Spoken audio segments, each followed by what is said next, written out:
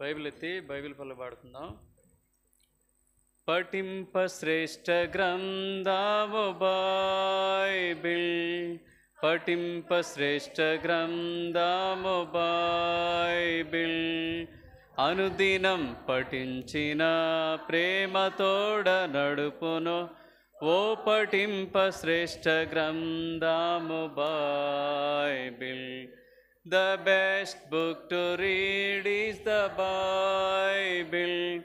The best book to read is the Bible.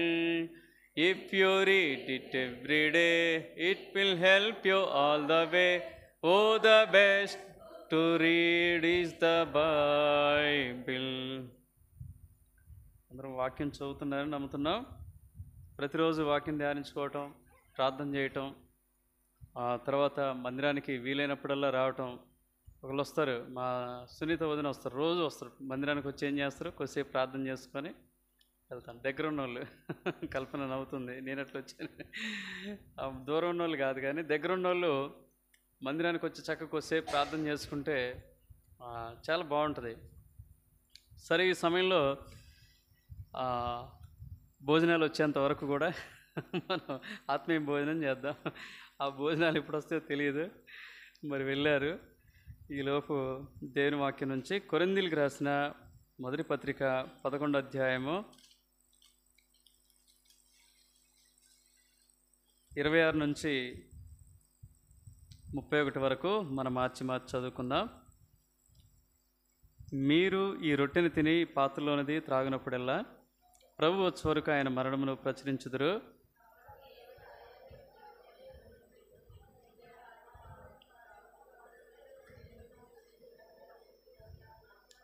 కాబట్టి ప్రతి మనుషుడు తను తాను పరీక్షించుకొనవలెను. అలాగ చేసి ఆ రొట్టెని తిని ఆ పాత్రలోనిది త్రాగవలెను.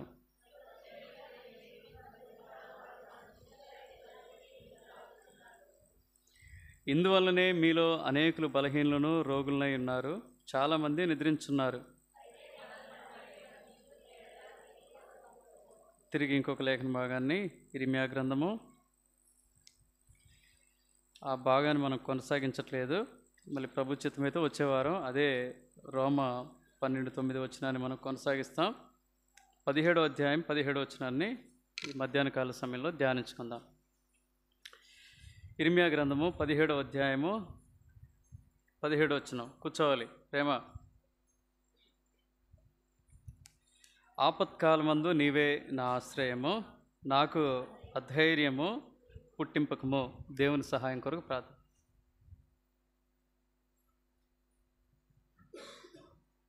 ప్రేమగల ప్రియ పరలోకపు తండ్రి, నమ్మకమైన పరిశుద్ధ దేవ, నీ ఘనమైన ఉన్నతమైన ప్రశస్తమైన నామాన్ని బట్టి వందనాలు, స్తుతులు, స్తోత్రములు ప్రభు. మరి ఎంత గొప్ప దేవుడు ప్రభా. ఒకప్పుడైతే శాంతి, సమాధానం, నెమ్మది లేని నా జీవితంలో ప్రభా, నీవు వచ్చి తండ్రి నాలో ఉన్నటువంటి పాప భారమంతటిని తొలగించి నాకు నెమ్మదినిచ్చావు తండ్రి. నాకు రక్షణ ద్వారా ప్రభా చెప్పనాశక్యము మహిమాయుక్తమైనటువంటి సంతోషాన్ని ఇచ్చావు. అంత మాత్రమే కాక నీ వాక్యం ద్వారా నాయన నిత్యము నెమ్మదిని పొందుతున్నావు తండ్రి. మరి సంఘము సహవాసం ద్వారా, నీ జీవ గ్రంథం ద్వారా తండ్రి, నీ మందిర మేళ్ళన్నిటి ద్వారా ప్రభా, మరి అదేవిధంగా నీ లేఖనాలని, నీ ఆజ్ఞల్ని హత్తుకొని జీవించడం ద్వారా ప్రభా, మరి ఎంతో క్షేమాన్ని, నెమ్మదిని నా జీవితంలో ఇచ్చావు తండ్రి. అంత మాత్రమే కాక ప్రభా, మరి ఈ లోకంలో ఏమి సంభవించినా తండ్రి, మరి నెమ్మదిగా ఉండగలుగుతున్నానంటే కేవలం నీవు ఇచ్చినటువంటి నిరీక్షణని ఒప్పుకుంటూ, నా పట్ల, కుటుంబం పట్ల, పరిచర్య పట్ల మీరు చేసినటువంటి మేలులన్నింటిని బట్టి ఎంత కుదురుగా ప్రభా మరి నెమ్మదిగా పరిచర్య చేయగలుగుతున్నామంటే ఇది కేవలం ఇది నీ దయా, నీ కనికరమని నమ్మి స్తుతిస్తూ, ఏమిచ్చినా నీ రుణం తీర్చుకోలేనని నా స్తుతి ఆరాధన యేసు ప్రభు నామమున మీకే చెల్లిస్తూ చదువుకున్న లేఖన భాగాన్ని దీవించండి ప్రభు. మరి వివరించట్లో కావలసినటువంటి ఆత్మ సహాయం అనుగ్రహించండి. మీరు ఎవరు తండ్రి, మరి ఏ విధంగా ప్రభా మా జీవితాల్లో మరి ధైర్యాన్ని ఇవ్వగలరు, అదేవిధంగా ప్రభా మరి వేటిని బట్టి మేము భయం కలిగి ఉంటాం. అదేవిధంగా ప్రభా, ఇంకా దుష్టుడు మా జీవితాల్లో మరుగుపరిచినటువంటి జ్ఞానాన్ని, మీకు ఆయాస్కరంగా ఉంటున్న విషయాలను మేము తెలుసుకోవటానికి కావలసినటువంటి సహాయం, గ్రహింపు మీ వాక్యం ద్వారా మాకు అనుగ్రహిస్తూ రమ్మని, వాక్యం ద్వారా మమ్మల్ని పురికొల్పుతూ రమ్మని, వచ్చినటువంటి బిడ్డలందరితో మీరు మాట్లాడుతూ రమ్మని, నిష్ప్రయోజకుని దాసుని దయతో కనికరించి కృప చూపి మరొక పర్యాయం ప్రభా మీ ఆత్మ ద్వారా నడిపించి కేవలం మీ నామాన్ని మాత్రమే మహింపరచుకోమని, మహిమా ఘనత ప్రభావాలు మీకు చెల్లిస్తూ యేసుక్రీస్తు వారి ఉన్నతమైన నామంని స్తుతించి ప్రార్థించి వినయంతో అడిగి వేడుకొంచున్నాము పరమ తండ్రి, ఆమేన్.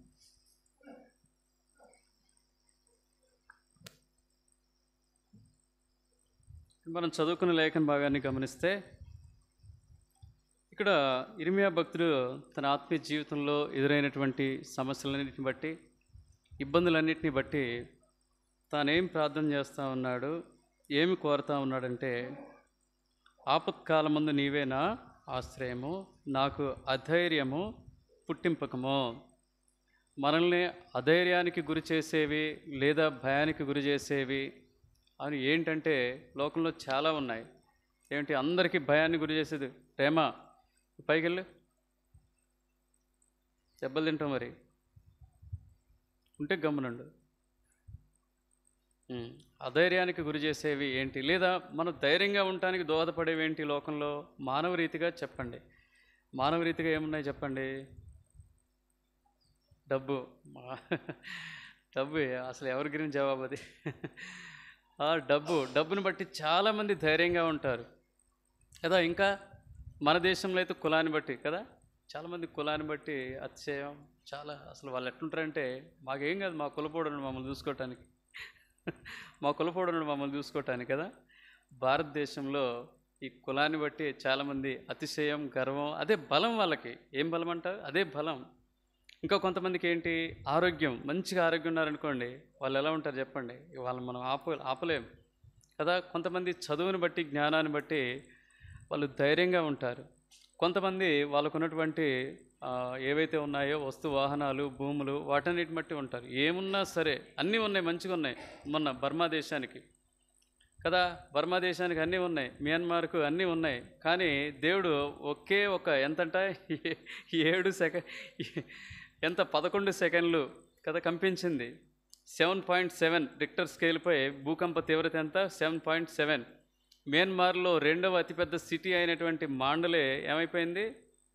ఎంత కోట్లలో నష్టం. 3,500 మంది, నేటి పొద్దుట వరకు డెత్ టోల్ ఎంతంటే 3,500 మంది మరణించారు. కాబట్టి వాళ్ళ ఆస్తిపాస్తులు వాళ్ళని కాపాడాయా? వాళ్ళ డబ్బు వాళ్ళని కాపాడిందా? వాళ్ళ చదువు వాళ్ళని కాపాడిందా? వారి జ్ఞానం వాళ్ళని కాపాడిందా? లేకపోతే వాళ్ళ జాతిని బట్టి వాళ్ళు ఏమైనా కాపాడబడతా వచ్చారా? ఏమీ కాపాడవండి, ఏమీ కాపాడలేవు కూడా కదా. దేవునిలో ఉన్నటువంటి ధైర్యం వేరు, వాటి ద్వారా వచ్చేటటువంటి ధైర్యము వేరు. అర్థమైందా? యెషయా 35:4 ఒక మాట రాస్తాడు. యెషయా గ్రంథము 35:4.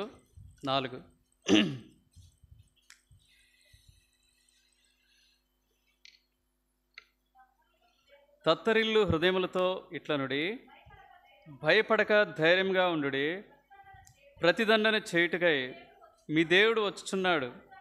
ప్రతిదండనను, దేవుడు చేయదగిన ప్రతీకారమును ఆయన చేయును. ఆయన వచ్చి తానే మిమ్మల్ని రక్షించును.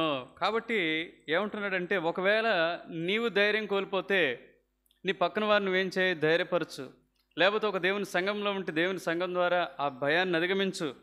ఆ తర్వాత ఒకవేళ విశ్వాసుల్లో తోటివారు ఒకవేళ తత్తరిల్లే హృదయంతో ఉంటే వారిని ధైర్యపరచడానికి మనం ప్రయత్నం చేయాలి. మనం ఎంత ధైర్యపరచడానికి ప్రయత్నం చేసినా సరే, మనమిచ్చే ధైర్యం వేరు, దేవుడిచ్చేటటువంటి ధైర్యము వేరు. అవునా? ఒకవేళ ఈ లోకంలో జరుగుతున్నటువంటి సంఘటనలు బట్టి కదా, లోకంలో ఇప్పుడు చూస్తే భయంకరమైన సంఘటనలు క్రైస్తవులకి ఎవరికి లేవు ఇన్ని శ్రమలు కదా. క్రైస్తవులకు మాత్రం శ్రమలు ఉంటాయి. ఇక ముందు ఎందుకో కోరి మనమే తెచ్చుకున్నాం. ఇప్పుడు ఏపీలో ప్రభుత్వాన్ని వాళ్ళు, సరే మనం రాజకీయాల జోలికి పోకపోయినప్పటికీ కోరి వాళ్ళు తెచ్చుకున్నారు, వాళ్ళు తిడుతున్నారు.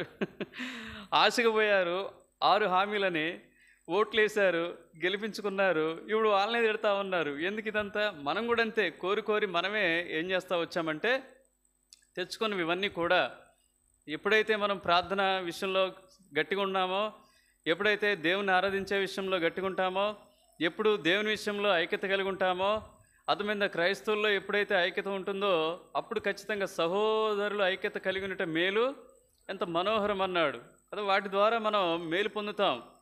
కానీ మనలో ఐక్యతని చీలగొట్టి సాతానుడు ఏం చేస్తా వచ్చాడు? బలహీనపరిచి ఇప్పుడు భయాందోళనకు గురి చేసేటటువంటి పరిస్థితుల్ని పట్టుకొచ్చాడు. అయినప్పటికీ కూడా దేవుడు ఏమంటున్నాడంటే, భయపడకము, నేను మీకు తోడై ఉన్నాను. దేవుని బట్టి మనం ధైర్యం తెచ్చుకోవచ్చు. ఒకవేళ ఈ లోకంలో జరుగుతున్న పరిస్థితిని బట్టి, పరిణామాలను బట్టి ఒకవేళ పిరికివారుగా ఉన్నామా? ప్రకటన గ్రంథం 21:8 అంటాడు, పిరికివారు రెండవ మరణానికి పాత్రులు అవుతారు. అర్థమైందా? పరలోకానికి పోలేరు పిరికి వాళ్ళు. గుర్తుపెట్టుకోండి. ప్రకటన 21:8 చదవండి. పిరికివారును, అవిశ్వాసులను,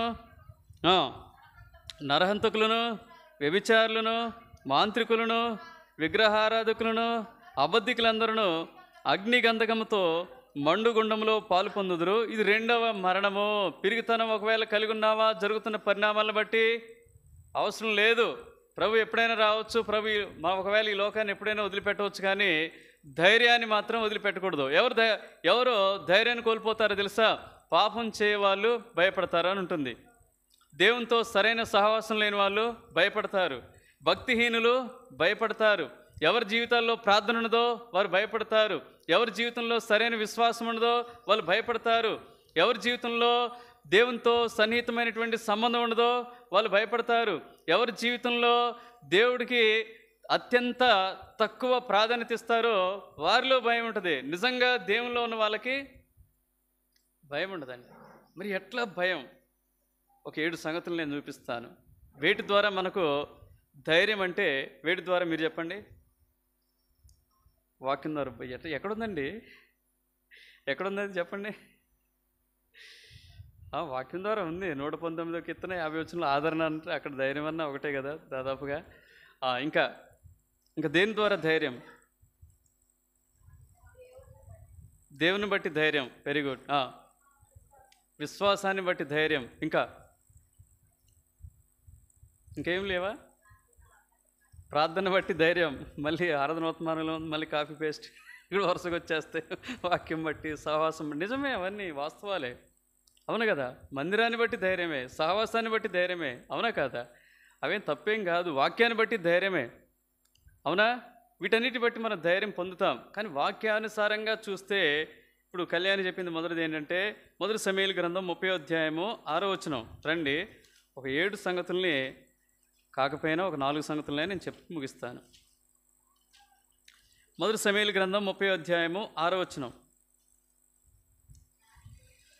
దావీదు మిక్కిలి దుఃఖపడెను, మరియు తమ తమ కుమారులను బట్టి కుమార్తెలను బట్టి జనులందరికీ ప్రాణం విసిగినందున రాళ్ళు రువ్వి దావీదును చంపుదాం రండని వారు చెప్పుకొనగా, దావీదు తన దేవుడైన యెహోవాను బట్టి ధైర్యం తెచ్చుకొనెను. కాబట్టి ఇక్కడ కూర్చున్న నీవు దేన్ని బట్టి కోల్పోయావో, దేన్ని బట్టి నష్టపోయావో, దేన్ని బట్టి నువ్వు జీవితం నిరాశ నిస్పృహల్లో ఉందో కదా. దావీదైతే తాను సమస్తాన్ని కోల్పోయాడు. భార్యల్ని, పిల్లల్ని, వీళ్ళంతా శత్రువులు వచ్చి దోచుకొని పోతా వచ్చారు. నీ జీవితంలో ఏమి నష్టపోయావో, ఒకవేళ నీకు భర్త లేడా, ఒకవేళ నేను భర్త మోసగించాడా, ఒకవేళ నీ పిల్లల్ని వదిలిపెట్టారా, ఒకవేళ ఈ లోకంలో అందరూ ఉన్నప్పటికీ కూడా నేను ఎవరు పట్టించుకోలేనటువంటి దుస్థితిలో ఉన్నావా? అయితే దేవుని బట్టి ధైర్యం తెచ్చుకో. దేవుని బట్టి ధైర్యం తెచ్చుకో. దేవుడు నీకు సహాయపడతాడు. దేవుడు నిన్ను ఆదుకుంటాడు. దావీదు ఏదైతే సమస్తాన్ని కోల్పోతా వచ్చాడో తిరిగి సమస్తాన్ని కూడా ఏం చేస్తా వచ్చాడు? సంపాదించుకున్నాడు. ఎవరిని బట్టి? దేవుని బట్టి, దేవుని దయని బట్టి, దేవుని కృపను బట్టి. అదేవిధంగా నీ జీవితంలో కూడా చేయగలడు. 2007వ సంవత్సరంలో మాకున్నదే ఒక గుడిసె, మాకున్నదే ఒక పూరిల్లు కదా. ఆ పూరిల్ని మేము ఎంతో జాగ్రత్తగా అప్పుడప్పుడు ఒక మంచమో, ఒక బల్ల ఇట్లాంటివి చేయించుకున్నాం. నేలపేటలో ఇట్లాంటివి చేయించుకొని అన్నీ ఉంచుకున్నాం. కానీ ఒకానొక సమయంలో ఆ యొక్క శీతాకాలము మా ఇల్లంతా కూడా కాలిపోయింది. ఉన్నదే చిన్న గుడిసె అంటే అది కూడా ఏమైపోయింది? మొత్తం అసలు ఏం మిగలలేదండి. ఒక ట్రంకు పెట్ట పట్టుకొని బయటకు వచ్చారు. ఎవరు ఆశ్రమిస్తారు చెప్పండి? ఎన్ని రోజులైనా ఆశ్రమిస్తారు చెప్పండి? ఎవరో ఒకళ్ళు వచ్చి పరామర్శించేవాళ్ళు లేరు, ఆదరించేవాళ్ళు లేరు. అప్పుడు నేను ఒక్కనే దేవుని నమ్ముకున్నాను, దేవుని బట్టి నేను ధైర్యంగా ఉన్నాను. కానీ మరి మా అమ్మ మా అన్నయ్య పరిస్థితి ఏంటి చెప్పండి? వాళ్ళకి అప్పుడు దేవుడు తెలియని పరిస్థితిలో ఉన్నారు. అలాంటి దుస్థితిలో ఉన్నప్పుడు ఎవరు మమ్మల్ని ఆదుకోలేదు, ఎవరు మమ్మల్ని చేర్చుకోలేదు. ఎవరిని బట్టి ధైర్యం తెచ్చుకున్నామంటే దేవుని బట్టి ధైర్యం తెచ్చుకుంటా వచ్చాం. ఆ తర్వాత మా అమ్మ వాళ్ళని నేను ధైర్యపరుస్తూ వచ్చాను. ఏం కాదమ్మా, దేవుడు మళ్ళీ ఇంకొక మార్గం చూపిస్తాడంటే నువ్వు ఎందుకు ఏడవటం లేదు మా అమ్మ అడిగేది. నువ్వు ఎందుకు ఏడవటం లేదు, నీకు ఎందుకు బాధ కలగటం లేదు, ఇంత నష్టపోయినా కనీసం నీకు ఏం లేదంటే ఏం చేస్తావు చెప్పు, ఏడ్చి నీ ఎత్తున ఏమైనా 3 ఎక్కువ చేసుకోగలవా చెప్పండి. భయపడకుడి, మీ తల వెంట్రుకలనియో లెక్కింపబడి ఉన్నవని దేవుడు అన్నాడు కదా. యెషయా గ్రంథం 43:5 ఏమన్నాడు? భయపడకము, నేను నీకు తోడై ఉన్నానని దేవుడు అన్నాడు. అమ్మా, దేవుడు సమకూర్చగలడమ్మా, దేవుడు ఏదైనా చేయగలడు. దేవునికి అసాధ్యమైనది ఏది లేదు. ఆయన ఉన్నవి లేనట్లు లేని ఉన్నట్లు చేయగలుగుతాడు. ఏమి కంగారు పడద్దని చెప్పాను. 1 నెల రోజులు మాత్రం అక్కడిక్కడ తలదాచుకుంటూ వచ్చారు. నేను కూడా ఊళ్ళోకి వచ్చినా ఎవరు సాయం చేస్తారు, ఎవరు సాయం చేయలేనటువంటి పరిస్థితులు ఉన్నాయి.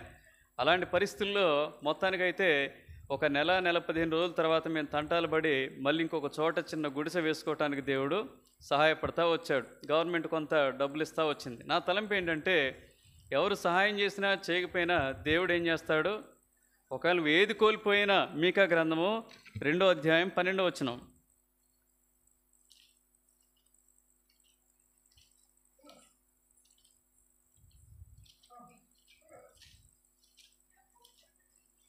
యాకోబు సంతతి, తప్పక నేను మిమ్మల్ని అందరినీ పోగు చేయుదును, ఇశ్రాయేలీలో శేషించిన వారిని తప్పక సమకూర్చుదును. బొస్రా గొర్రెలు కూడునట్లు వారిని సమకూర్చుదును, తమ మేత స్థలముల్లో వారిని పోగు చేతును.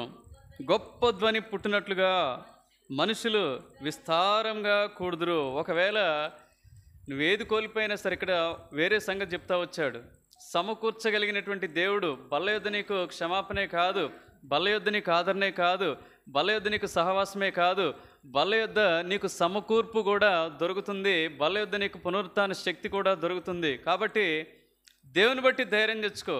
ఆ దినాల్లో అయితే దేవుడు వాక్కు వచ్చేది. ఈ దినాల్లో దేవుడు ఏ విధంగా అందుబాటులో ఉన్నాడు? వాక్యము ద్వారా. యోహాను సువార్త 1:1 చూడకుండా చెప్పేయచ్చు. ఆది యందు వాక్యం ఉండెను, వాక్యం దేవుని యొద్ద ఉండెను, ఆ వాక్యమే దేవుడు ఆయను. ఆ వాక్యం ఇచ్చాడు. నిరంతరం వాక్యం ద్వారా 119వ కీర్తన 50వ వచనంలో నీ వాక్యము నన్ను బ్రతికించి ఉన్నది,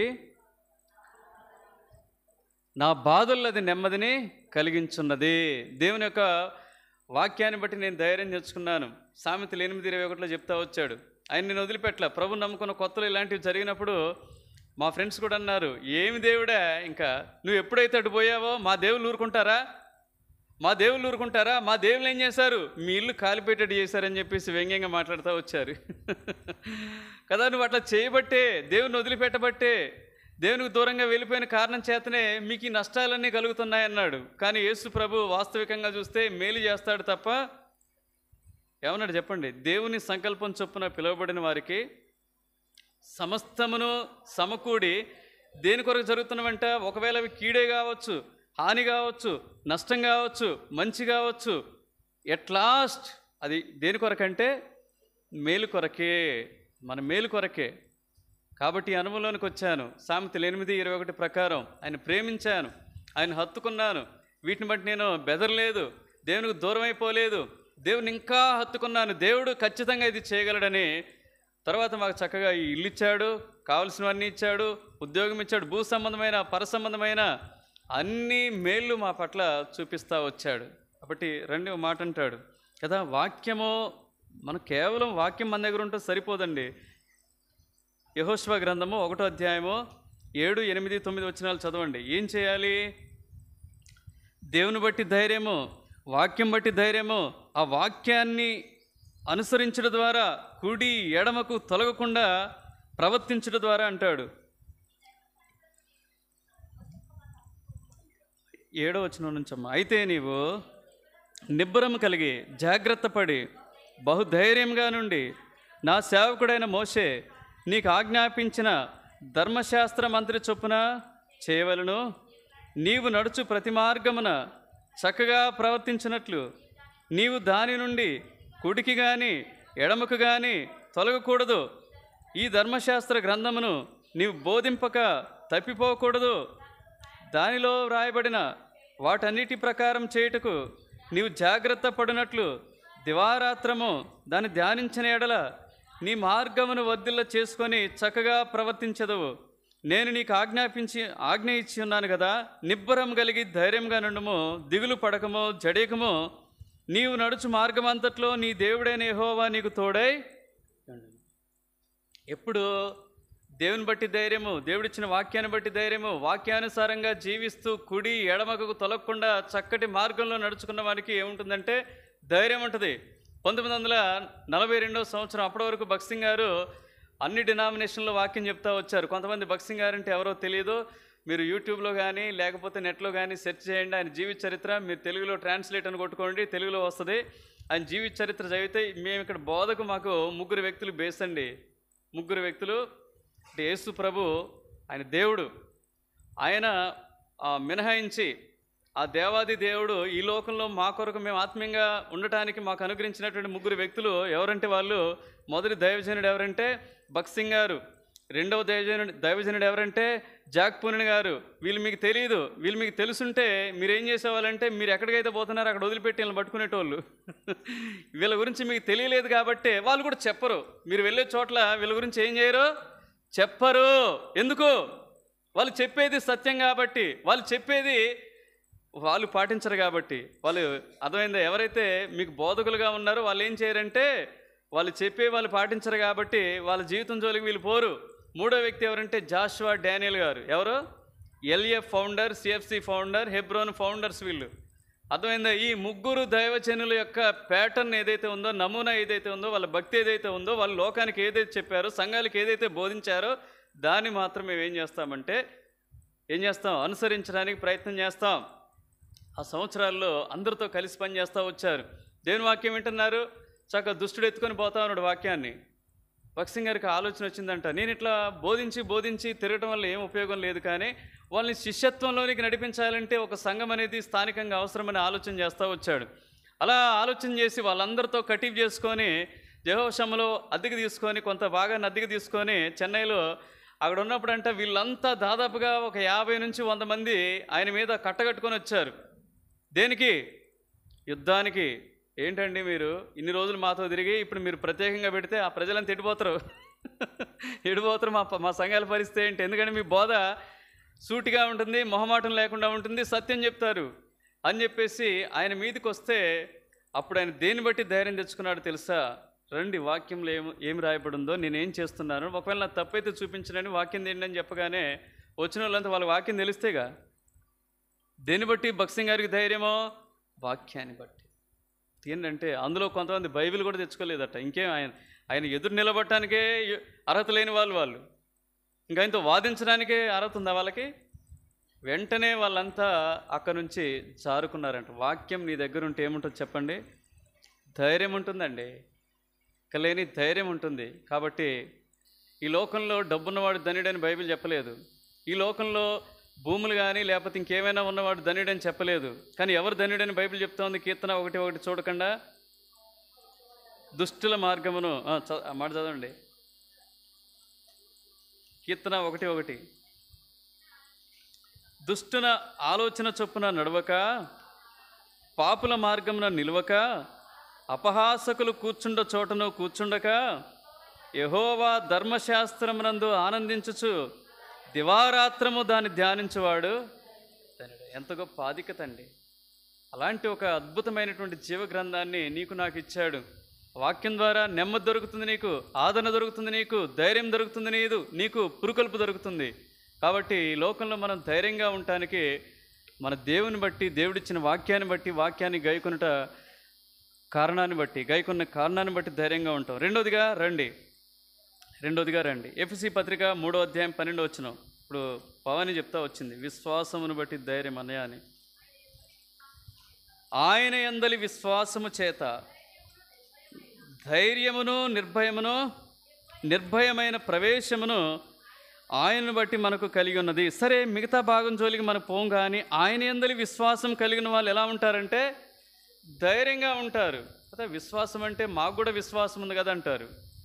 ఏం విశ్వాసం నీ ఏం విశ్వాసం? ఒక్క వారం కూడా బైబిల్ పూర్తిగా చదువుకోలేనటువంటి, బైబిల్ పూర్తిగా అంటే క్రమంగా చదువుకోలేనటువంటి విశ్వాసం మనది. దేవుని వెంబడించలేని విశ్వాసం మనది. స్వార్థకు వెళ్ళామంటే ఒకరు కూడా స్పందించలేని విశ్వాసం మనది. ఆ తర్వాత సరే, ప్రార్థనకైనా నిన్న ఎవరైనా ఉన్నారంటే ఉపవాస ప్రార్థనలో కూడా ఉండలేనటువంటి విశ్వాసం మనది కదా. మన విశ్వాసం ఎక్కడ చెప్పండి? మన విశ్వాసం ఏ పాటికి చెప్పండి?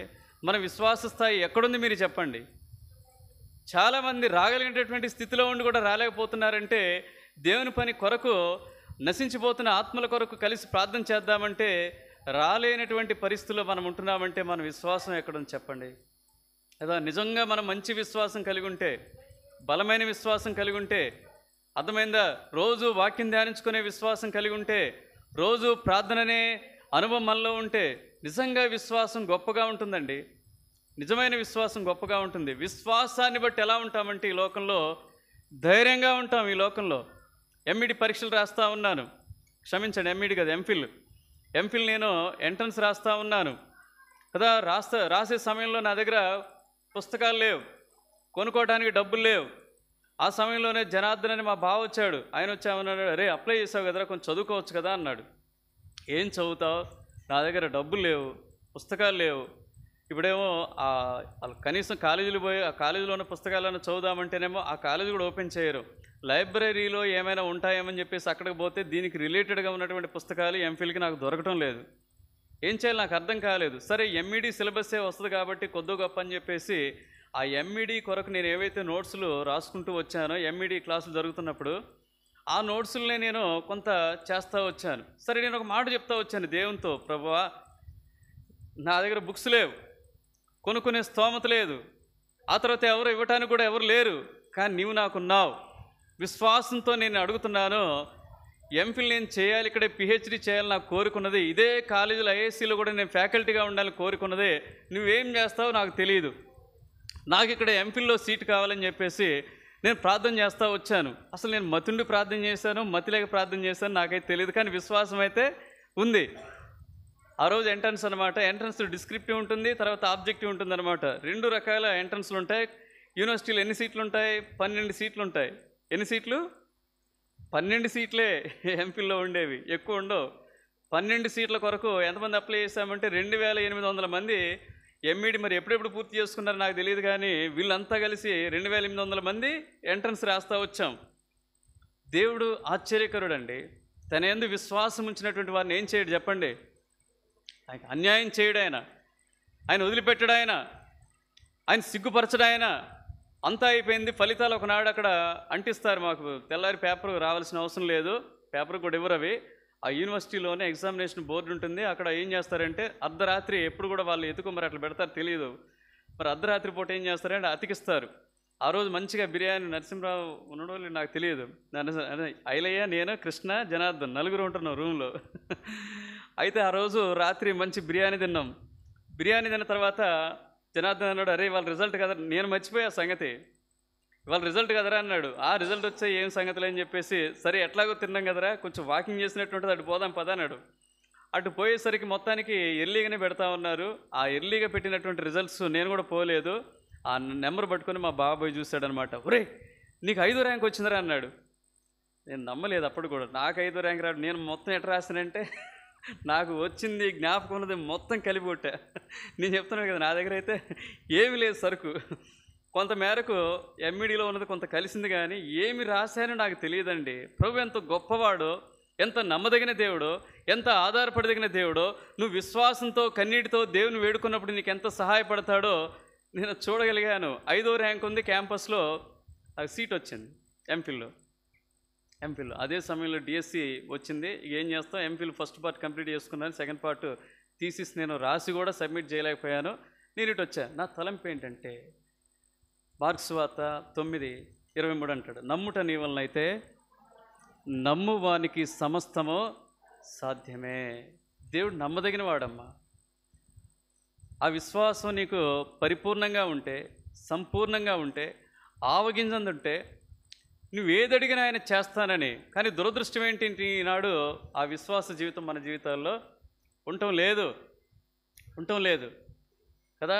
ఉంటే ఖచ్చితంగా ఒకవేళ ఆరోగ్య విషయమా 1947లో జెహోవా షమ్మాలో ప్రత్యేక సమాజ కూడికలు జరుగుతూ ఉన్నాయి. ఆ సమాజ కూడికలకు దాదాపుగా 10,000 మందికి పైగా హాజరవుతూ వచ్చారు. జరుగుతున్న సమయంలో, కూడికలు అయిపోయే సమయంలో ఒక వ్యక్తి ప్రొద్దుటూరు నుండి వస్తాడు. ప్రొద్దుటూరు అంటే కడప జిల్లా. ప్రొద్దుటూరు నుంచి ఒక ఆయన వస్తాడు. ఆయన బంగారం వ్యాపారస్తుడు అనమాట. వచ్చి ఏడుస్తూ ఉంటాడు, వ్యాకులతో ఉంటాడు, కలవరంతో ఉంటాడు. మీరు ఎవరిని కలవాలి అంటాడు. చెన్నై పట్టుకొస్తారు వాళ్ళు, వాళ్ళకి దగ్గర కదా కడపకి, వాళ్ళకు చెన్నై దగ్గర. వాడు పట్టుకొస్తారు. మీరు ఎవరిని కలవాలి, ఎందుకు వచ్చారని అంటే, ఎవరో భక్సింగ్ గారంట, వారిని నేను కలవాలి అని చెప్పేసి ఆయన అంటాడు. ఎందుకంటే నేను అతనితో చెప్తాను, దయచేసి ఆయన ఎక్కడుంటారో నన్ను తీసుకువెళ్తారా అంటాడు. సరే అని చెప్పేసి ఆయన భక్సింగ్ గారి దగ్గరికి ఆయన పట్టుకుపోతే, ఆయన జీవితంలో ఎంత నిరాశలో ఉన్నాడంటే, ఆయనకు అన్నీ ఉన్నవి, ధనం ఉంది, ఆస్తిపాస్తులు ఉన్నాయి, కుటుంబం ఉన్నది. కానీ ఎందుకు ఆయన దిగులు కలవరంతో వచ్చాడంటే, తన భార్య మరణ పడకలో ఉంది. ఎక్కడ? చెన్నైలో ప్రభుత్వ ఆసుపత్రిలో ఉంది. అయితే చెన్నై ప్రభుత్వ ఆసుపత్రిలో అక్కడ నర్సులు ఏం చెప్తా వచ్చారంటే, ఈ ఊళ్ళోనే ఒక గొప్ప దైవజనుడు ఉన్నాడు, ఆయన ప్రార్థన చేస్తే ఖచ్చితంగా మేలు కలుగుద్ది. ఎంతోమంది ఆయన ఇక్కడ రోగుల కొరకు వచ్చి ప్రార్థన చేసినప్పుడు వాళ్ళు మేలు పొందుతూ వచ్చారు, నువ్వెందుకు ఆయన కలవకూడదంటే, మేము దేవుని నమ్ముకోలేదు కదా అంటే, దేవుని నమ్ముకోవడం కాదండి, ఎవరైనా వెళ్ళొచ్చండి, ఎవరికైనా ఆయన ప్రార్థన చేస్తాడు, మీరు వెళ్ళి ప్రయత్నం చేయండి అంటే అప్పుడు చెప్తాడు అనమాట కథ అంతా. అయ్యా, నేను తిరగని హాస్పిటల్ లేదు, ఖర్చు చేయనేటువంటి ఆ పరిస్థితులు కూడా లేవు, ఉన్నదంతా వ్యయం చేశాను, సర్వం కూడా నేను ధారపోస్తాను, నా దగ్గర కావలసినంత ఉంది, నేను ఎవరిని? బంగారం వ్యాపారస్తుని, కావలసినంత ఉంది, కానీ నెమ్మది సమాధానం లేదు, నా భార్య మరణ పడకపోయి ఉంది, ఏదైనా చేయండి, మీరు వచ్చి ప్రార్థన చేస్తారని అడుగుతాడు. అయ్యా, మా పని అదేనయ్యా, ప్రార్థన చేస్తాం. నీకు విశ్వాసం ఉందా? నమ్ముతున్నామయ్యా, మీ గురించి అనేకులు చెప్పారయ్యా, అక్కడ హాస్పిటల్లో ఉన్నట్టు నర్సులు కూడా చెప్తున్నారయ్యా అంటే, నేను వస్తాను పద అన్నారు. భక్సింగ్ గారు తనని తీసుకొని హాస్పిటల్కి వెళ్తారు. హాస్పిటల్కి వెళ్ళి ప్రార్థన చేస్తారు. ప్రార్థన చేసిన తర్వాత మరుసటి రోజే చనిపోద్దికి బ్రతకదని చెప్పినటువంటి వాళ్ళు ఆశ్చర్యపోయారంట.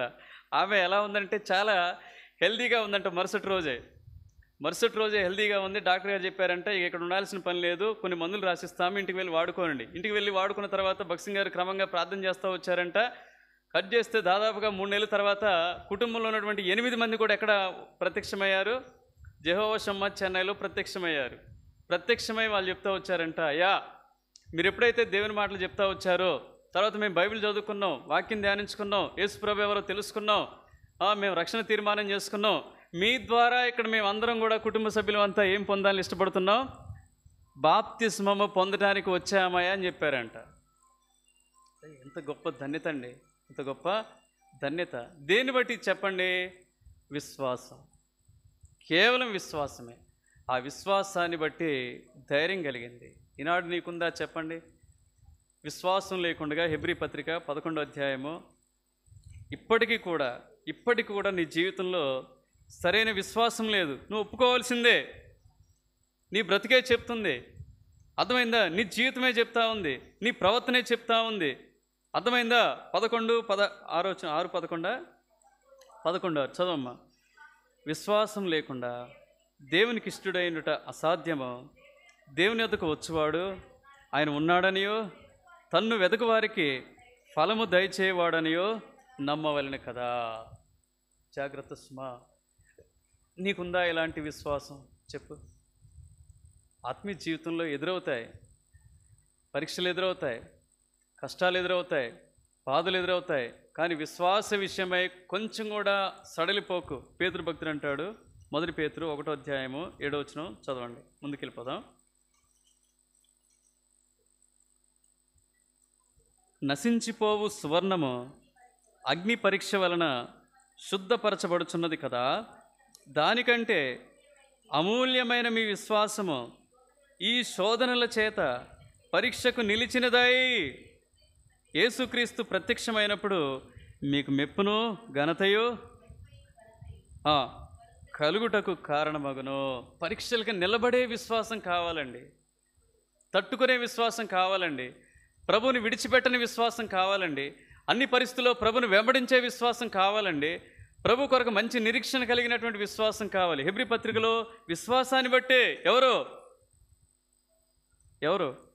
పౌలు ఏం చేస్తాడు? 11వ అధ్యాయము 25-26 వచనాలు. మోషే పెద్దవాడైనప్పుడు దేన్ని బట్టంట?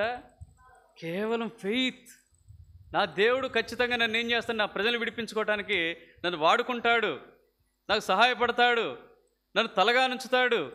ఖచ్చితంగా నేను ఏదైతే కోల్పోతున్నానో వాటికి 2 3 4 వైభవాన్ని నాకు ఇస్తాడనేటువంటి నిశ్చయిత ఎవరికి ఉంది? పౌల్లో ఉంది. కాబట్టి విశ్వాసాన్ని బట్టి, క్షమించండి, మోషేలో ఉంది. కాబట్టి ఏం చేస్తా వచ్చాడు? రాజ్యాన్ని వాటన్నిటిని వదిలిపెట్టి, చదవండి అన్నమాట పూర్తిగా.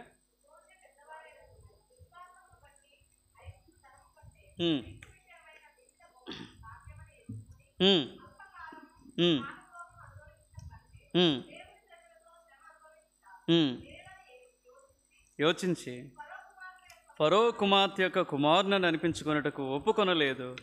ఏలైనగా అతడు ప్రతిఫలంగా కలగబోవు బహుమానమందు విశ్వాసం ఉంచాను. కాబట్టి ఆత్మీయ జీవితంలో బలమైన విశ్వాసం కలిగి ఉండు. దాన్ని బట్టి ధైర్యం ఉంటుంది, నీకెంతో మేలు కలుగుద్ది, నీ కుటుంబానికి అది క్షేమం కదా. రానున్న దినాల్లో ఇంకేమైనా జరగవచ్చు. నీ విశ్వాసం లేకపోతే ఏమైపోతావు? నష్టపోతావు. ఇది 2వది. 3వదిగా దేన్ని బట్టి? ఎవరని చెప్తారా? రక్తాన్ని బట్టి ధైర్యము. రక్తం దాగిపోవద్దు.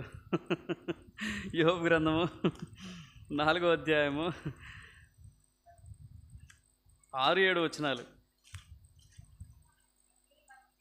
నీ భక్తి నీకు ధైర్యం పుట్టింపదా? నీ యథార్థ ప్రవర్తన నీ నిరీక్షణకు ఆధారం కాదా? జ్ఞాపకం చేసుకొనుము, నిరపరాధి అయిన ఒకడు ఎప్పుడైనా నశించినా యథార్థవర్తనులు ఎక్కడైనా నిర్మూలమైరా. 3వదిగా దేన్ని బట్టి మనకు ధైర్యం ఉంటుంది చెప్పండి? ఏ భక్తిని బట్టి? అగరబత్తిని బట్టి కాదు. మన భక్తి అంతా అగరబత్తిలే కదా.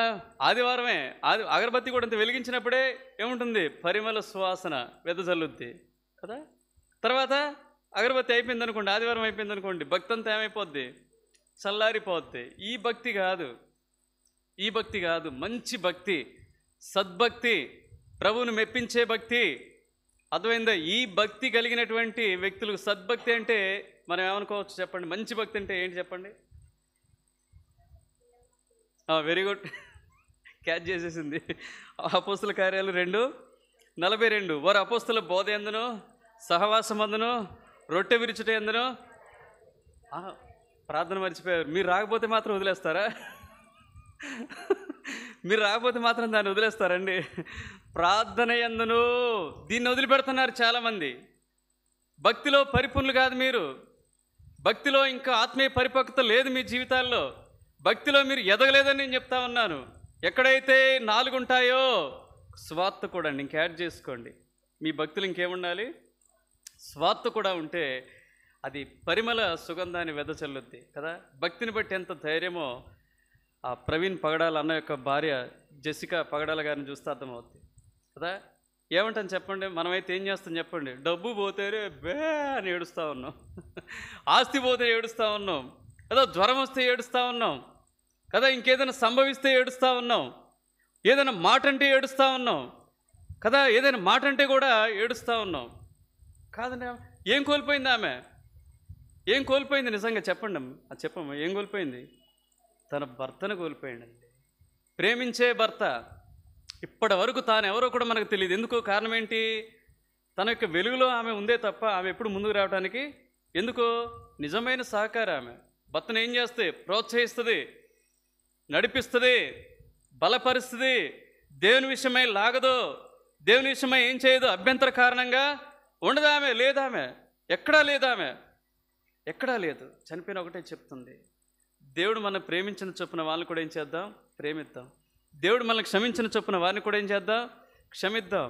దేవుడు మనకు అప్పగించిన పరిచర్య చొప్పున నా భర్త ఏదైతే చేస్తా వచ్చాడో ఆ పరిచర్య మనమంతా ఏం చేద్దాం? కొనసాగిద్దాం.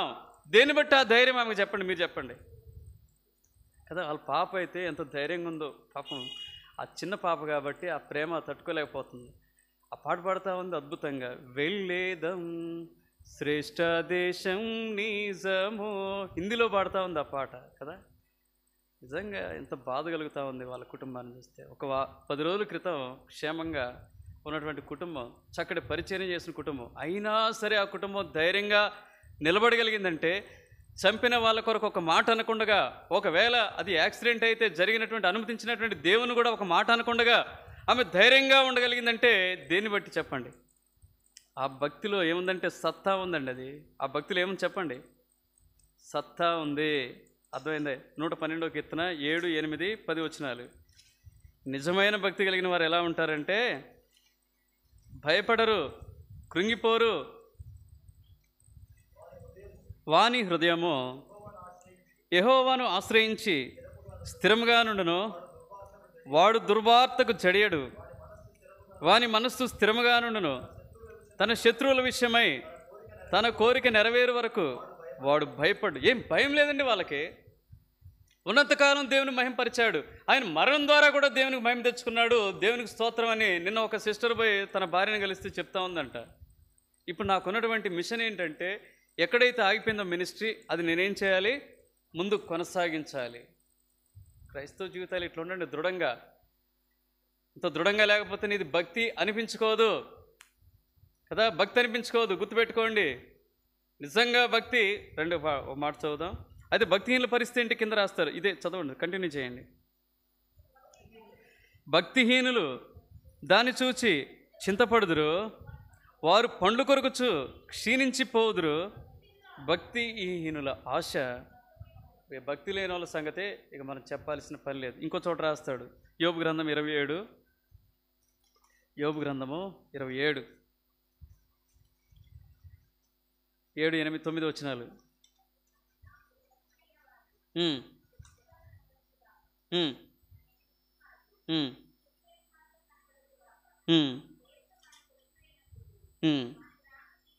దేవుడు వాని కొట్టివేయినప్పుడు, వాని ప్రాణం తీసివేయినప్పుడు భక్తిహీనునికి ఆధారమేది? వానికి బాధ కలిగినప్పుడు దేవుడు వాని మొరవినునా? వాడు సర్వశక్తిని యందు ఆనందించునా? వాడు అన్ని సమయంలో దేవునికి ప్రార్థన చేయునా? నిజంగా భక్తిహీనుడికి దేవుని సన్నిధి అంటే ఇష్టం ఉండదు, ప్రార్థన అంటే ఇష్టం ఉండదు, అర్థమైందా? స్వార్థ అంటే ఇష్టం ఉండదు, దేవుని కార్యాలంటే ఇష్టం ఉండదు, దేవుని కార్యాభివృద్ధి అంటే అంతకి ఇష్టం ఉండదు కదా. ఎందుకు? అప్పుడు అలాంటి వారు ఒకవేళ మొరపెడితే నేను వినకూడని ప్రభువు చెప్తా ఉన్నాడు. సమస్త భక్తిహీనతను వదిలిపెడదామండి. భక్తిహీనత. ఆ మార్తమ్మని మీరు చూస్తూనే ఉంటారు కదా, ముసలావిడ కదా. ఏం చెప్తుంది చెప్పండి? అమ్మ నీకు ఏమి లేవుగా, మీ ఇంటికి పోతే ఇంటి లోపల ఏమున్నాయి చెప్పండి? అమ్మ నీకు వంట గిన్నెలు లేవు కదమ్మా, సంతోషంగానే ఉంది కదా. అమ్మ మీ టీవీ కూడా లేదు కదమ్మా కదా. మనం టీవీ ఉండి ఏం సాధిస్తున్నాం చెప్పండి? సీరియల్ సినిమాలు చూసి బుర్రంతా పాడు చేసుకోవడం తప్ప. మీకు టీవీ కూడా లేదు కదమ్మా. అమ్మ మీకు ఇంట్లో ఏమీ లేవు కదా, అసలు ఇల్లు కూడా మీకు సరిగా లేదు కదా. ఏమీ లేకపోయినా యేసయ్య నాకు ఉన్నాడయ్యా, యేసయ్య నాకున్నాడు, యేసయ్యలో నాకు సంతోషం. మంచి భక్తికి నిదర్శనం అండి. భక్సింగ్ గారంట వాళ్ళ నాన్న సువార్త ద్వారా, వాళ్ళ నాన్న ప్రోత్సాహం ద్వారా, వాళ్ళ నాన్న ప్రార్థనల ద్వారా, క్షమించండి, భక్సింగ్ గారి ప్రార్థనల ద్వారానే వాళ్ళ నాన్నగారు రక్షణ పొందుతూ వచ్చారు. ఆయన బోధ నమ్ముట ద్వారా, ఆయన మాటలు వినడం ద్వారా ఆయన రక్షణ అనుభవంలోనికి వచ్చారు. వచ్చిన తర్వాత, రక్షింపబడిన తర్వాత, అంతకుముందే ఒక కోర్టు కేసు నడుస్తూ ఉంది. ఒక కోర్టు కేసు నడుస్తూ ఉంటే ఇద్దరు కలిసి పార్ట్నర్సే, ఇద్దరు కూడా ఏం చేస్తూ వచ్చారంటే వ్యాపారం చేస్తూ వచ్చారు. కానీ బాగా మోసగించాడు. ఈయన దేవుని నమ్ముకున్న కారణం చేత మరి అబద్ధాలు, మోసాలు, తప్పుడు సాక్ష్యాలు ఇవన్నీ కుదరదుగా ఏమీ చేయలేకపోతా ఉన్నాడు. వాయిదాల మీద వాయిదాలు తిరుగుతూ ఉన్నారు. ఎన్ని సంవత్సరాలు గడిచిపోయాయంట? 10 సంవత్సరాలు గడిచిపోయాయి. ఎన్ని సంవత్సరాలు?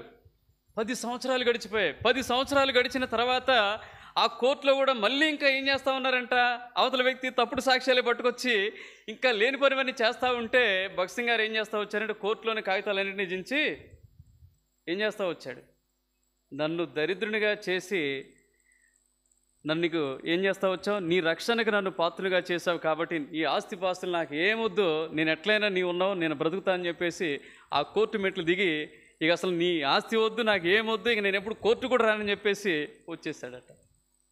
నిజమైన భక్తి ఈ లోక సంబంధమైన వాటి గురించి ఏం చేయదు, పట్టించుకోదండి, చలించదు. వాటి కొరకు పెద్దగా కేర్ చేయరు వాళ్ళు. గుర్తుపెట్టుకోండి, పెద్దగా కేర్ చేయరు వాళ్ళు. కాబట్టి మన మంచి భక్తి రండి. 1 తిమోతి 6:6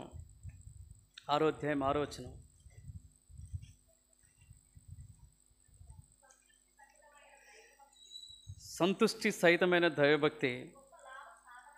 ఈ సంతుష్టి సహితమైన భక్తులు ఏముంటాయంటే, బిర్యానీలు మీరు ఏవైతే వేస్తారో అవన్నీ ఇందులో ఉంటాయి. అంటే అర్థం ఏంటి? మంచి సహవాసం, ప్రార్థన, తర్వాత ఆరాధన, తర్వాత ఇంకా స్వార్థ, ఇంకా బల్లో పాలు పొందటం, ఇంకా ప్రజలందరితో కూడా సరైనటువంటి సహవాసం, ఇవన్నీ కలిగి ఉంటారు. ఒకవేళ లేకపోతే 2 తిమోతి ఇలా ఉంటాం కదా, భక్తి ఉంటుంది కానీ శక్తి ఉండదు. 2 తిమోతి 3:1-5 అంత్య దినములలో అపాయకరమైన కాలములు వచ్చునని తెలుసుకొనుము. ఎలాగనగా మనుషులు స్వార్థప్రియులు, ధనాపేక్షులు, బింకములాడువారు, అహంకారులు, దూషకులు, తల్లిదండ్రులకు అవిధేయులు, కృతజ్ఞత లేనివారు, అపవిత్రులు, అనురాగరహితులు, అతిద్వేషులు, అపవాదకులు, అజితేంద్రియులు, క్రూరులు, సజ్జన ద్వేషులు, ద్రోహులు, మూర్ఖులు, గర్వాంధులు, దేవుని కంటే సుఖానుభవం ఎక్కువగా ప్రేమించేవారు, పైకి భక్తి కలిగిన వారి వలె ఉండియో దాని శక్తిని ఆశ్రయించిన వారిన ఎందరో ఇట్టి వారికి విముఖుడవై గుర్తుపెట్టుకో. ఇక్కడే జరుగుతుంటాయి. మరి ఎట్లా ఉంటారో నాకు అర్థం కాదు. దేవుని ఆ ఇంటికి వస్తే ఏం నష్టపోతారో నాకు తెలియదు కదా. అందుబాటులోనే ఉండి కూడా దేవుని ఇంటిని నువ్వు ప్రేమించకపోతే, దేవుని సంఘాన్ని ప్రేమించకపోతే, దేవుని సంఘ నియామక కోడికలు నువ్వు ప్రేమించకపోతే, నీ భక్తిని ఏమనుకోవాలి? ఒకసారి నీకు నువ్వే ప్రశ్న వేసుకో కదా. ఎక్కడ మొదలవుద్దో తెలుసా తీర్పు? ఎక్కడ మొదలవుద్దంటే తీర్పు 1 పేతురు. వెరీ గుడ్, మంచి చెప్తుంది నీకు చాక్లెట్. కొత్తగా వచ్చినా చూడండి ఎంత చక్కగా చెప్తుందో. దేవుని ఇంటి నుండే తీర్పు మొదలవుద్ది. రండి, 1 పేతురు 4:17, 17, 18 తీర్పు గుర్తుపెట్టుకో. నిన్ను నిలబెడతాడు బోన్లో, నిన్ను ప్రశ్నిస్తాడు దేవుడు. గుర్తుపెట్టుకో, ఇక్కడి నుంచే మొదలవుద్ది. నువ్వు అనుకుంటున్నావేమో అన్యులకు తీర్పు తీరుస్తాడేమనుకుంటున్నావేమో. ఇక్కడి నుంచే నువ్వు చేస్తున్నటువంటి భక్తిహీనత పనులన్నిటిని బట్టి ఇక్కడి నుంచే నీకు తీర్పు జరుగుద్ది. గుర్తుపెట్టుకో. చదవమ్మా. అది మన యొద్దనే ఆరంభమైతే దేవుని సువార్తకు అవిధేయులైన వారి గతి ఏమవును? మరియు నీతిమంతుడే రక్షింపబడుట దుర్లభమైతే, ఇక్కడ చూడండి, ఇక్కడ ఏం రాశాడు? భక్తిహీనుడును పాపియో ఎక్కడ నిలుతురు చెప్పు. కష్టమవుద్ది. మంచి భక్తిని అలవర్చుకోండి. మంచి భక్తి కదా. ఇప్పుడు నేను మంచి బిర్యానీ పెట్టకపోతే ఏమంటారు చెప్పండి? పెద్ద బోధ చేసిండు. కనీసం మంచి ముద్దనే పెట్టరా పుట్టినరోజు సందర్భంగా? సరే, పుట్టినరోజు కాకపోయినా ప్రతి నెల మొదటి ఆదివారం ఏం చూస్తారు కదా, ప్రేమ ఎందుకు కలిగి ఉంటుంది కదా. అదైనా ఒక మంచి ముద్దనే పెట్టరా చెప్పండి. అందులో ఏమీ లేవు, యాలకులు లేవు, లవంగాలు లేవు, కరివేపాకు లేదు కదా. ఒక జాయింట్ కూడా రాలే. ఏం రాలేదు? ఒక చికెన్ జాయింట్ కూడా నాకు రాలేదే. నువ్వు ఒక కూరకి ఇన్ని వంకలు పెడతావే, ఒక బిర్యానీకి ఇన్ని వంకలు పెడతావే. నీ భక్తిలో ఉన్నటువంటి వంకరతనం నువ్వు చూడవా? నీ భక్తిలో ఉన్నటువంటి డొల్లతనం నీకు కనపడదా? చెప్పండి. ఖచ్చితంగా కనపడుద్దండి. జాగ్రత్త సుమ. మంచి భక్తి కలిగి ఉందా? ఏ భక్తి? మంచి భక్తి, సద్భక్తి. దాన్ని బట్టి ధైర్యం ఉంటుంది ఈ లోకంలో. రండి, 4వదిగా 4 సంగతులు చెప్పి ముగిస్తాను, ఓకేనా? మళ్ళీ వచ్చే వారం కంటిన్యూ చేద్దాం మిగతా 3 సంగతులు. చివరిది హెబ్రీ 6:17-18 హెబ్రీ పత్రిక. ఈ విధముగా దేవుడు తన సంకల్పము నిశ్చలమైనదని, ఆ వాగ్దానమునకు వారసులైన వారికి మరి నిశ్చయముగా కనపరచవలనని ఉద్దేశించిన వాడై, తాను అబద్ధమాడజాలని నిశ్చలమైన 2 సంగతులను బట్టి మన ఎదుట ఉంచబడిన నిరీక్షణను చేపట్టుటకు శరణాగతులమైన మనకు బలమైన ధైర్యం కలిగినట్లు ప్రమాణం చేసి వాగ్దానమును దృఢపరచెను. ఇక్కడ బలమైన ధైర్యం వేటిని బట్టి కలుగుతుందని చెప్తా వచ్చాడంటే, మీరు వాగ్దానములను బట్టి, దేవుని మాటను బట్టి, దేవుడు మనకిచ్చిన వాగ్దానాలను బట్టి. ఇప్పుడు చెప్పండి, ఈ సంవత్సరం వాగ్దానం ఏంటమ్మా? చెప్పాలి నువ్వే, రేచల్. అయిపోయింది. తీసుకున్నామన్నయ్య, చాలా బాగుందన్నయ్య, ఆ రోజు అడిగామన్నయ్య, అందరూ చెప్పేశారు, ఆ రోజు కూడా చెప్పేశారు, అయిపోయింది. దట్స్ ఎనఫ్, ఓవర్ కదా. గుర్తులేదు, చెప్పి ఆనెస్ట్గా చెప్తా ఉంది. తీసుకోలేదా? Very good. నువ్వు తీసుకున్నావా? గుర్తుందా? ఓకే. ఏంటది?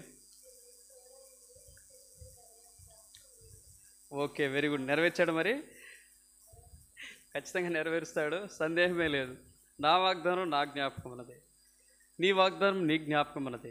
ఆ వాగ్దానం చేసిన దేవుడు ఏం చేస్తాడంటే నమ్మదగిన వాడు. అర్థమైందా?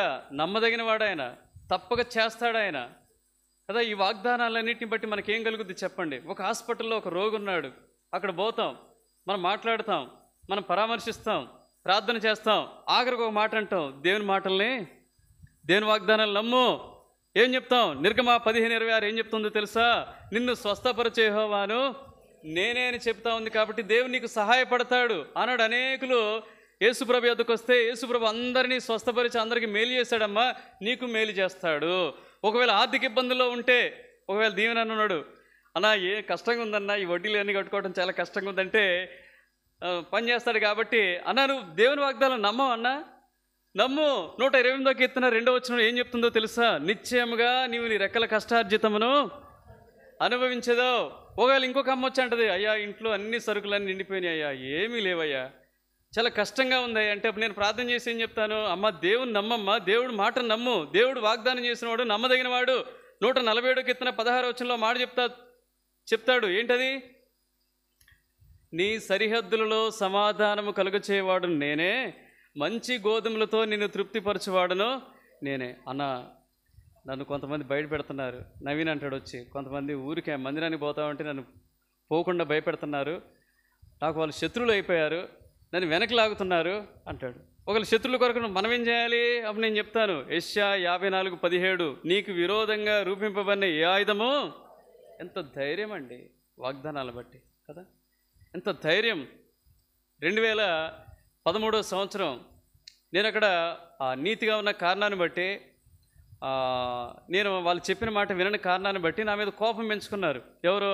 మా హెచ్ఎం, తర్వాత స్టాఫ్ అందరూ కూడా కోపం పెంచుకొని, నేను ఒక చిన్న పొరపాటున ఒక ఫేస్బుక్లో ఒక చిన్న పోస్ట్ పెడతా వచ్చాను. సరే, తప్పే కాదనంటాను. ఆ దినాల్లో ఫోన్ కొనుక్కోవడం ఎక్కువ, ఫేస్బుక్ని మెయింటైన్ చేయడం అది తొలి దినాలు కాబట్టి నేను మొత్తానికి అయితే ఒకటి పెడతా వచ్చాను. దాన్ని ఏం చేస్తూ వచ్చారు, మిగతా టీచర్లు మొత్తాన్ని ఫార్వర్డ్ చేసేసి, ఇదిగో మీ గురించి ఇట్లా అని పెట్టాడని చెప్పేసి అన్నారు. ఏ పేరు నేను మెన్షన్ చేయలేదు నేను, అయినా సరే మీ గురించి అని చెప్తా వచ్చారు. వెంటనే స్టాఫ్ మీటింగ్ పెట్టండి, ఆయన ఎక్కడ ఉన్నాడో రమ్మనండి అంటే, నేను ఏదో పని మీద నేను పర్మిషన్ తీసుకుని నేను భద్రాచలం వెళ్తూ వచ్చాను. నాకు ఒక ఆయన ఫోన్ చేసి, మీరు ఇట్లా పెట్టారంట కదా, పెద్ద గొడవ అయింది, పెద్దగా ఇదైంది, హెచ్ఎం మీ మీద కోపడతా ఉన్నారు, మిగతా టీచర్లు కూడా కోపడతా ఉన్నారు, మరి మీరు అర్జెంటుగా రావాలి, మీరు వస్తే ఏమైనా చేయొచ్చు, ఇది డిఓ కూడా కంప్లైంట్ అప్పుడు జాబ్ వచ్చిన కొత్తలో ఎలా ఉంటుందంటే, ప్రతి ఒక్కరు భయపెట్టాం, మేము ఉద్యోగం పోద్దేమని ప్రతి ఒక్కరు భయపెడతా ఉంటారు. సీనియర్స్ అయితే ఇంకా భయపెడతా ఉంటారు, మీకు మెమో ఇస్తారు, మీకు అది ఇస్తారు, మీరు డిస్మిస్ చేస్తారు. ఇంకా భయంగా ఉండేది మాకు జాబ్ వచ్చిన కొత్తలో. ఏం చేయాలో అర్థం కావటం లేదు. నేను వస్తూ ఉన్నాను, బడి మీద వస్తూ ఉన్నాను. ఆ రెడ్డిపాలెం అనే ప్రాంతం, ఆ మూల తిరిగేటప్పుడు అక్కడ చర్చి ఉంటుంది అన్నమాట. చర్చికి ఆ గోడ మీద ఒక మాట రాయబడతా వచ్చింది, మీ హృదయంలోని కలవర పడనీయకుడి. ఆ మాట చదివినప్పుడు నాకు ఎంత నెమ్మది కలిగిందంటే, ఎక్కడ ఉంటుందంటే యోహాను సువార్త 13వ అధ్యాయమో 14వ అధ్యాయంలో ఎక్కడ మొత్తానికైతే ఉంటుంది, మొదటి వచనమే చదవండి ఆ మాట.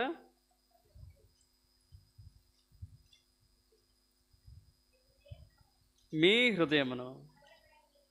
అసలు ఎట్లా అంటే నాకు అసలు ఎంత నెమ్మది దొరికిందంటే, కలవరపడనీయకుడి అన్నాడు. దేవుని నమ్ముకున్నాను, బండి మీద వెళ్తూనే ప్రార్థన చేస్తాము. పెద్దగా ఏమి వాళ్ళు అనుకున్నంత ఏమి, వీళ్ళు చెప్పినంత తీవ్రత ఏమీ లేదు. ఒకటే మాట, ఒకవేళ మిమ్మల్ని ఆ కామెంట్ ఒకవేళ బాధిస్తే నన్ను క్షమించండి, ఇంకెప్పుడు నేను అలాంటివి చేయను. ఈ మధ్యన కొత్త ఫోన్ కొనుక్కున్నాను, ఉండబట్టలాగా పెట్టాను, నా తప్పే, నేనేం అంటం లేదు, బాహటంగా ఒప్పుకున్నాను. చక్కగా దేవుడు నాకు నెమ్మదినిచ్చాడు. అసలు అప్పటి వరకు ఉన్నటువంటి అపోహలన్నీ పోయాయి. మిగతా వాళ్ళు అంటున్నారు, ఇంత సింపుల్గా ఎట్లా తేల్చేసామంటున్నారు. నా దేవుడు గొప్పవాడు. క్షమాపణ చెప్పడానికి నాకేంది? చేసిన తప్పుకు క్షమాపణ చెప్పడం అనేది ఉన్నదే చూడండి. అందులో ఉన్న మజా ఇంకొకటి ఎందులో కూడా లేదు. దాచిపెడితే ఉంటుంది అసలు మజా. ఏముంటుంది? నీకు నెమ్మది ఉండదు, ఎదురోడికి నెమ్మది ఉండదు. నువ్వు చెబితే పోద్ది, అంతే. అంతే కదా, చెబితే పోద్దంతే. దేవుడు నమ్మదగిన వాడమ్మా. ఈ లోకంలో నీవు నేను ధైర్యంగా ఉండటానికి శత్రు భయం లేకుండా, మరణ భయం లేకుండా, అనారోగ్య భయం లేకుండా, అర్థమైందా, ఆర్థిక భయం లేకుండా, అర్థమైందా, ఇంకా ఏ భయం కూడా లేకుండా ఏం చేస్తా వచ్చాడు చెప్పండి. స్వార్థ విషయం కూడా మనం ఏం చేయొచ్చు? ధైర్యంగా చెప్పొచ్చు. ఏమన్నాడు చెప్పండి? రండి, యెషయా గ్రంథము 40వ అధ్యాయము 9వ వచనం.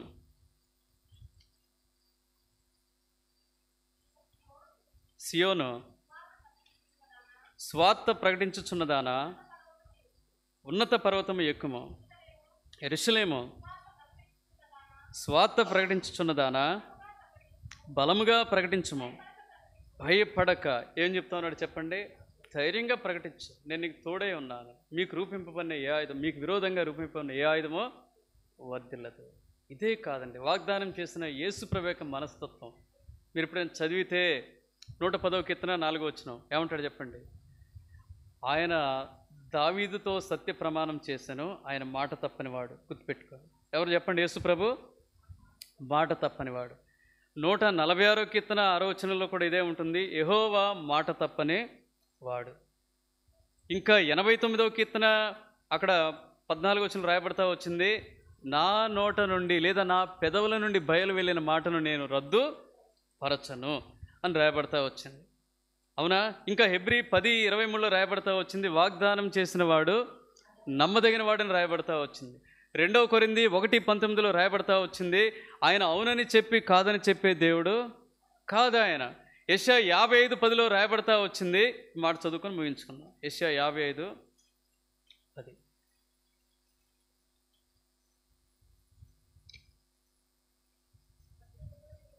వర్షమును హిమమును ఆకాశము నుండి వచ్చి అక్కడికి ఏలాగు మరలక భూమిని తడిపి విత్తువానికి విత్తనమును భుజించువానికి ఆహారమును కలుగుటకై అది చిగుర్చి వద్దిల్లునట్లు చేయను, అలాగే నా నోట నుండి వచనమును ఉండను. నిష్ఫలముగా నా యొద్దకు మరలక అది నాకు అనుకూలమైన దాన్ని నెరవేర్చును, నేను పంపిన కార్యమును సఫలం చే. ఆయన మాటకంత శక్తి ఉందండి, గుర్తుపెట్టుకోండి. 2020లో ఇదే వాగ్దానం. ఇక పైన రాశారు చూడండి, అదే వాగ్దానం. అది దగ్గర ఎవరు లేరు, మనుషులు లేరు, సహకారులు లేరు, విశ్వాసులు లేరు, ఏం లేవు. ఇట్లా కూడా కట్టబడలేదు, అదే ఏం లేదు, ఓపెన్గా ఉంది. ఇటు ఒక ప్రహరీ గోడ ఉంది, వెనక ఇది కూడా లేదు, ఈ పట్టెలు కూడా లేవు, ఏమీ లేవు కదా. అప్పుడు పెట్టినటువంటి ఫ్యాన్లే 1-2 ఊగులాడుతూ ఉన్నాయి అంతే. కరెంటు కూడా లేదండి, కింద ఇన్ని లైట్లు కూడా లేవు. ఏమీ లేకపోయినా సరే దేని బట్టి ధైర్యం అంటే దేవుని యొక్క మాటను బట్టి, దేవుని యొక్క వాగ్దానాన్ని బట్టి. ఇక్కడ తన పని చేసుకుంటా ఉన్నాడు. ఇక్కడ మాకు సహాయపడతా ఉన్నాడు. ఇక్కడ సంఘాన్ని కట్టుకుంటా ఉన్నాడు. ఇక్కడ సంఘాన్ని సంఘాన్ని నడిపించడానికి కావలసిన సహకారాలను ఇచ్చాడు, విశ్వాసాలను ఇచ్చాడు. తన సంఘాన్ని తాను స్థాపించుకున్నాడు. తన సంఘం ద్వారా తాను మహిమనే పొందుతూ ఉన్నాడు. కాబట్టి నీ జీవితంలో దేవుడు ఏ వాగ్దానం ఇచ్చినా దాన్ని బట్టి ధైర్యం కలిగి ఉండు, అది తప్పక నీ జీవితంలో నెరవేరుతుంది. కాబట్టి భయపడకమో అధైర్యపడకమని దేవుడు చెప్తా వచ్చాడు. మనం ధైర్యంగా ఉండాలంటే 4 సంగతులు చెప్పుకున్నాం. ఒకటేంటి? దేవుని బట్టి ధైర్యము. రెండోదేంటి? మంచి విశ్వాసాన్ని బట్టి ధైర్యము. మూడోదేంటి? సద్భక్తిని బట్టి ధైర్యము. నాలుగోది ఏంటంటే ఆయన వాగ్దానములను బట్టి ధైర్యము. ఐదోది లోకాన్ని జయించటం బట్టి, యోహాను 16:33లో ఉంటుంది. ఆరోది సామెతలు 14:26-27 వచనాల్లో యెహోవా యందు భయభక్తులు కలిగిన వారు ధైర్యంగా ఉంటారు. ఏడోది సామెతలు 28:1లో ఉంటుందంటే నీతిమంతులు సింహం వలె ధైర్యంగా ఉంటారు. ప్రభు చిత్తమైతే వచ్చే వారం వాటి గురించి